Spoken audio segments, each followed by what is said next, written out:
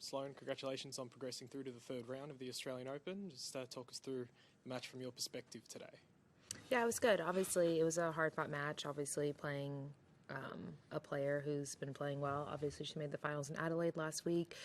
She's been super consistent on tour, so it was always going to be a tough battle, but really pleased to be through. Questions, thanks. It was a big celebration from you at the end, more than usual I see from you, I feel like. What made this one feel especially good when it was finished?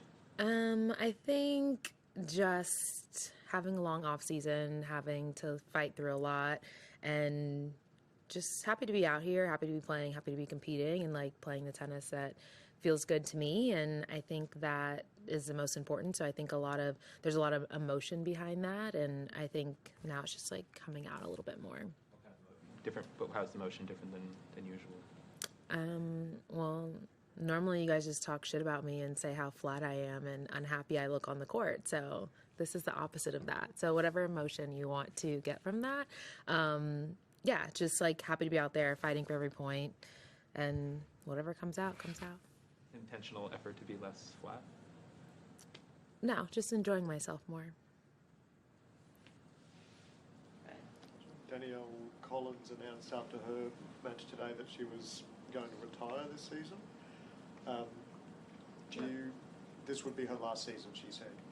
So obviously you're surprised by that. Did that come out of the blue? Yeah, this is the first I'm hearing of it. Well, my first question to that is, was that an emotional response to her loss today, or is that like genuine? She actually doesn't want to play tennis anymore. She was already planning on retiring type of thing. But obviously, if that's what she has planned and for her future, I totally support that. Obviously, I grew up playing tennis with her, and it's always sad to see players go, obviously, especially someone my age who's still playing well and playing great tennis.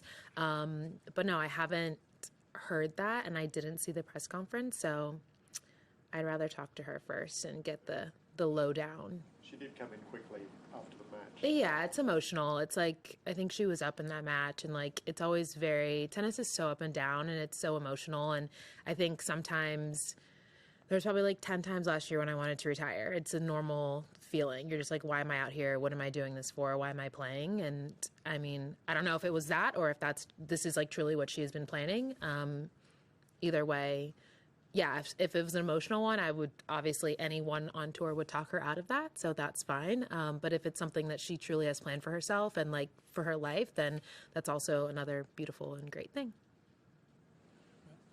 Can I ask you a player council question? How looped in have you stayed with? Ooh, I'm no longer on the player council. On the player council. Okay, yeah. Sorry, but sorry. You have a big smile on your face when you say you're no longer on the player council. I'm no longer a player representative. Yeah, so can't help you. Well, regardless, as someone who's, and I officially have never called you flat or talked shit about you. So I'm so glad. Thank you. So I'm absolving myself from that. But separate from that, how looped in as someone who's certainly interested in the future of the tour have you stayed with all the machinations about the future setup of the game? And yeah, I mean, obviously, I know a lot.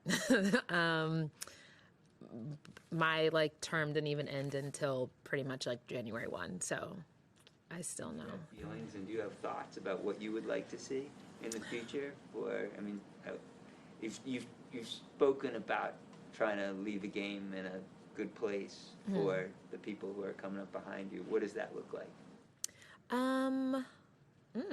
Well, I think there's a lot of work to be done in terms of CBC coming on and the marketing and all the things that they're going to be doing to try to grow the game and enhance the game and all of these amazing things, which I think for women's tennis, we are below par when it comes to marketing our athletes and really showcasing the talent that we have.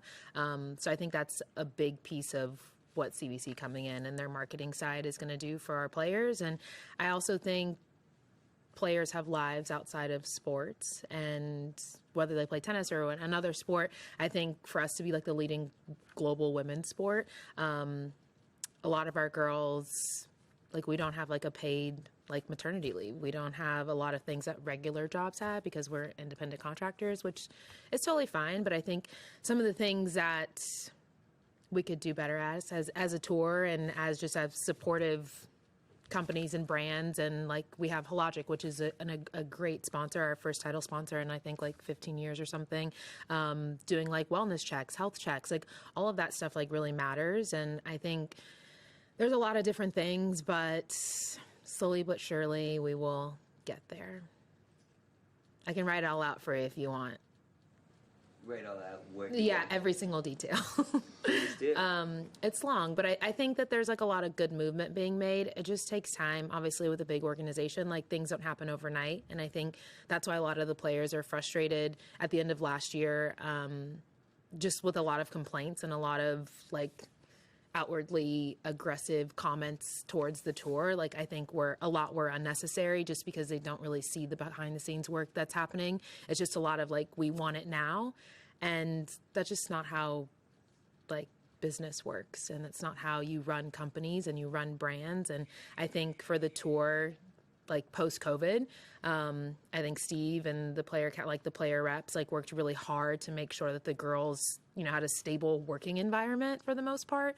And yeah, I think that, there's just a lot of work to be done. And I think it's just unfair to think that it's going to happen tomorrow.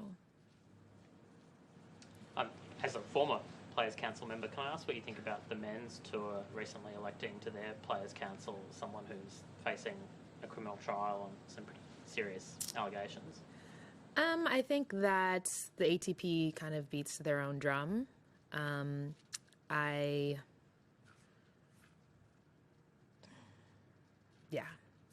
They do what they do on that side. Would that happen on the WTA tour? Probably not. But again, he's going to trial and he will be judged by his peers, and we will see what happens after that. Just to follow up on that, just as a person in leadership and a woman conscientious person, what do you think of how tennis as a whole has treated this saga over the last 3+ years it's been going on, and the continued sort of promotion of him, which has been alienating and off-putting for a lot of fans who I've heard from? Yeah, it's obviously a difficult situation, someone that is very prominent in our sport. I think now that he will be going to trial and be facing whatever he's facing, can kind of put it to rest, whatever it is that happens. I think there's a lot of speculation and allegations, and I think at this point, for the tour and for the fans, it needs to be done with, and I think that's what will happen. People will get what they want and whenever his trial is, and we'll just go from there, and I guess the ATP will then decide what they will do with their player after that. And until then, that's still 5 months away. For 3 years, no one's done anything, so I don't think another 5 months of waiting for a criminal trial, I guess, to happen is going to change much on either side.